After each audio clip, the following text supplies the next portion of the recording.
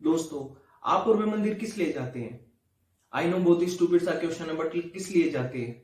इसी उम्मीद में ना कि जिन परेशानियों से हम जूझ रहे हैं उनका इलाज शायद यहीं पर होगा। इसी उम्मीद में अक्सर लोग मंदिरों में जाते हैं। मंदिरों में भगवान तक पहुंचने के लिए बहुत ही लंबी लंबी लाइनें लगी होती है और हमारा नंबर भी काफी बार लेट आता है।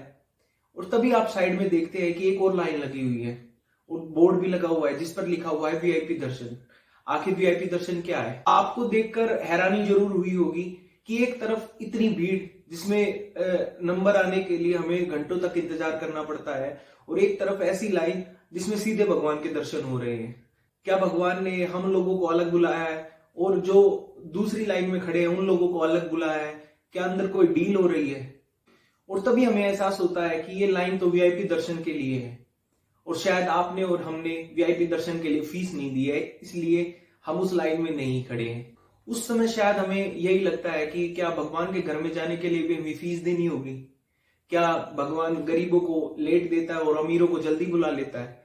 उस समय हमारे दिमाग में सिर्फ यही चल रहा हो। इन सबको देखकर मन दुखी तो बहुत होता है और शायद कसूरवार हम भगवान को ठहरा देते हैं, लेकिन इन सब का कसूरवार भगवान नहीं, शायद भगवान का नाम लेकर लूटने वाले उन लोगों का है। हाल ही में आपने ये घटना जरूर देखी होगी।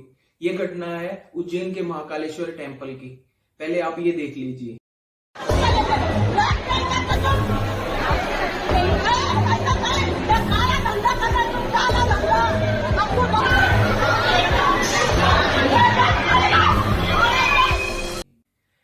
इस वीडियो को देखकर आपको क्या लगता है?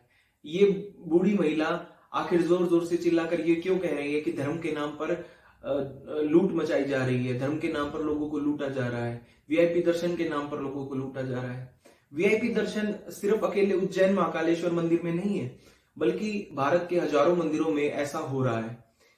एग्जाम्पल के तौर पर तिरुपति बालाजी मंदिर, बाके बिहारी मंदिर और काशी विश्वनाथ मंदिर, ऐसे बहुत सारे और मंदिर हैं जिनमें वीआईपी दर्शन होते हैं। पैसे लेकर वीआईपी दर्शन कराने की कुप्रथा, जी हाँ, मैं इसे कुप्रथा ही कहूंगा, ये बहुत ही गलत है। वीआईपी दर्शन करना शायद भगवान को पैसों के बराबर तोलने जैसा है, भगवान को पैसों में खरीदने जैसा है। क्या जिसके पास हम जा रहे हैं उससे बड़ा कोई वीआईपी हो सकता है? जिससे हम अपनी उम्मीद लेकर जा रहे हैं उससे बड़ा कोई वीआईपी हो सकता है?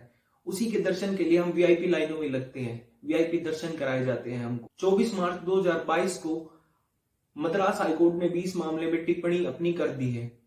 ये टिप्पणी क्या थी कि लोग वीआईपी दर्शन से बिल्कुल हताश हो चुके हैं, लोगों के मन में गुस्सा है वीआईपी दर्शनों को लेकर, लेकिन ये चीज कम होने का नाम नहीं ले रही है। शायद इसलिए कि इसके बारे में कोई ज्यादा बात नहीं करना चाहता। मंदिरों में जो ये सब हो रहा है, आखिर इसका पैसा जा कहां रहा है? क्योंकि भारत के अधिकांश मंदिरों पर तो सरकार का कब्जा है।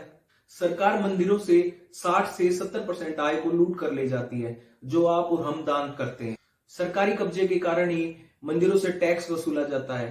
पुराने समय की बात करें तो हिंदू राजाओं ने कभी भी अपने मंदिरों पर अधिकार नहीं जमाए हैं। कभी भी किसी भी हिंदू राजा ने किसी भी मंदिर पर अपना अधिकार नहीं जमाया, ऐसा साक्ष्य आपको कहीं पर भी नहीं मिलेगा।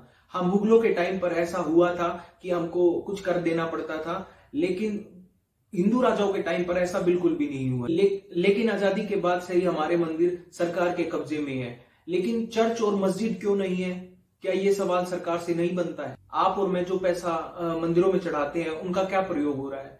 ये सीधा सरकार की जेब में जा रहा है। आप और मैं अगर फूल चढ़ाना शुरू कर दे तो शायद सरकार के पसीने वही निकल जाएंगे। मंदिरों से होने वाली आय का फायदा सरकार को जा रहा है। आप और हमारा पैसा सरकार अपने प्रचार प्रसार के लिए यूज करती है। सोच के देखिए, जो आपने पैसा भगवान के दर्शन करने के बाद, वीआईपी दर्शन करने के बाद आपने मंदिर को चढ़ाया था अपनी श्रद्धा के अनुसार, वो सरकार अपनी तरीके से यूज कर रही है। उन पैसों का इस्तेमाल गलत तरीके से हो रहा है। वीआईपी कल्चर जो मंदिरों में चल रहा है, इसको आप और हम ही रोक सकते हैं। अगर मंदिरों में हम पैसों की जगह फूल चढ़ाना शुरू कर दें तो शायद भगवान और ज्यादा खुश होंगे और ये मंदिरों में जो धांधली हो रही है ये रुक सकती है और सरकार को भी अच्छा सबक मिल सकता है। आप इस बारे में क्या सोचते हैं? मुझे कमेंट करके जरूर बताना। धन्यवाद।